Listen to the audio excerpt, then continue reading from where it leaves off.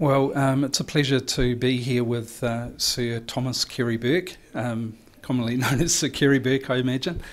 And he's been speaking tonight at the Do Something seminar, particularly about his recent experiences with, over a long period with Environment Canterbury. So I was just wondering if we could kick off with some reference to a comment that was made by an audience member. You're obviously still standing. Are you feeling wounded? Well, I think all of the councillors are, from wherever they come from in the political spectrum, because the dismissal was unjust, predetermined, and I'm afraid that in terms of being wounded, the plot that saw me replaced as chairman last year, I think actually opened the way for the ultimate dismissal of the council, and so the wounding really for me took place in August, September last year. There was a meeting in Timaru, then the second one in Christchurch. But I think all of the colleagues feel that it's grossly unjust, because this regional council has been one which has got great accomplishments and improvement in Christchurch air quality, for example, public passenger transport. There are a lot of issues there which are stunning successes. And as you mentioned tonight, contrary to some of the way that the case was built for the dismissal, a lot of progress on water. Oh, very much, yes, yeah, very much. And after sort of 62,000 decisions, they are really right at the door of finishing that process, right at the end of it, and to say that no planning has been done and there's a vacuum. And interestingly, we had this gold rush of applications in the areas where we thought there was insufficient water, so we were recommending declining them. But these people would take them to court, and commissioners or the court would grant water, and we pleaded with the government, the last government and this government, to give us the powers to stop that from happening. They refused, but interestingly, they've given them to the commissioners. So the commissioners can now say that in this particular subcatchment there is a moratorium on consents. That's what we pleaded for. We weren't given that power, and then we're told that we had failed. Not good. No, in fact, from the tenor of the words gold rush, some of your comments tonight kind of paint that we're back in a Wild West kind of scenario. The rural-urban, I was interested in your comments about that, and the idea that the two are set against each other falsely. Well, I mean, you never hear this in the urban community.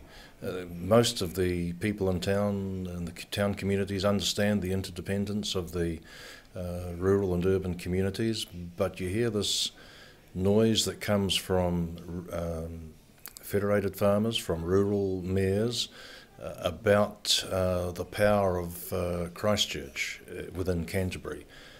They never worry about it when it's the money that's coming out of Christchurch. They never worry about it when it's the critical mass of technical and scientific expertise which are vital for them to do their work. You never hear those complaints then. It's only when it's the political vote at the table that suddenly they say, well, we're being outvoted. And so they go on with this, I think, false dichotomy of Canterbury. We do depend on each other, and while we all depend upon the rural exports, society's a circle. They depend upon the scientists, and they depend upon the truck drivers, and they depend upon the freezing workers and the dairy factory workers. They don't have a business unless those parts of the loop are working as well. Yeah. So in that sense, has some of this been indicative that New Zealand's still not really realised it's how urban and rural can coexist and complement? Well, I think Federated Farmers has moved with some of their open farm days to try and improve urban community knowledge of the way farms work.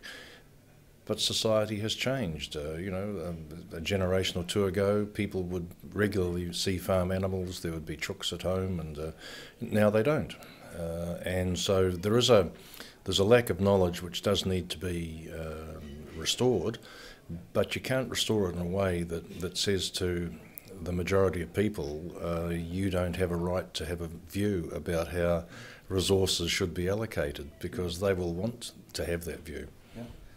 To put this in context, and given the length of your political career, has this experience with ECan, does it stand out as just the most blatant example of a government assault on democracy? Yeah, absolutely, it is. There is no comparable circumstance in New Zealand. There have been health boards which have been dismissed, but health boards are funded by government, so they do have a right. The Northland Harbour Board was dismissed by the Kirk government in 1973. There were some criminal matters there. The Rodney District had a commissioner at their request. This is an action at Environment Canterbury, getting rid of a council which had the potential to be in the way of government's objectives. Very wrong. In terms of one of the topics that was covered tonight, in terms of doing something, was that people get out and vote. I'm just wondering, people do have a short memory. They have a short memory span. Do you think that, and I'm wondering if this is something that you see that you'll be able to do to remind people of this injustice? Well, part of public life is keeping public these issues. In our case, the commissioners will make decisions. If they are making the decisions which the government wants them to make, that will annoy significant parts of the Canterbury community. They will take the avenues that are available to them, including at the general election next year. So there's always a political opportunity, even though one of those avenues has been closed for the moment. In terms of the theme of tonight, in relation to democracy, some people might say, perhaps including yourself, that the people who've stepped into these commissioner roles will be acting as puppets. But I'm wondering, it must feel quite curious for you seeing some of these people who you've actually worked with in the past, like David Cagle. Have you been able to interact at all with the new commissioners? No. I can't understand what got into Cagle, frankly, after a long career in a democratic environment, or frankly former Environment Court Judge Skelton, how they thought that they were going to enhance society by getting involved with that. I mean, they must have thought it, but to me they have no mandate, they have not been elected. I think, and I put this in my submission to the annual plan, that they ought to be ashamed of themselves for accepting these positions. Right.